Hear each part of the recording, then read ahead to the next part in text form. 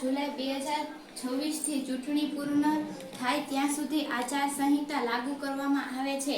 આ આચારસંહિતાના મુખ્ય મુદ્દાઓ નીચે મુજબ છે. કોઈપણ સ્ટાફ કે અન્ય વ્યક્તિઓ વિદ્યાર્થીને ફોર્મ ભરતા અટકાવી શકશે નહીં. ચૂંટણી પ્રક્રિયા ભણવાની સાથે કરવાની હોવાથી તમામ વિદ્યાર્થીઓ શિક્ષણમાં ખાસ ધ્યાન આપવું. આ પ્રવૃત્તિથી શિક્ષણ પર નકારાત્મક અસર જણાશે તો ચૂંટણી પ્રક્રિયા તાત્કાલિક રદ કરવામાં આવશે. આગળની માહિતી નાયબ મામલતદાર આપશે.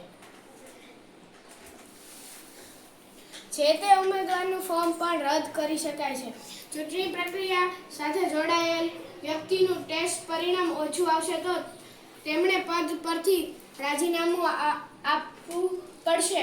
શિક્ષાગૃહ ટ્યુશન તમામ સ્ટાફે કલેક્ટરશ્રી, મામલતદારશ્રી અને પોલીસ અધિકારીશ્રી પાસેથી તેમના કામ અંગે યોગ્ય માર્ગદર્શન મેળવવાનું રહેશે.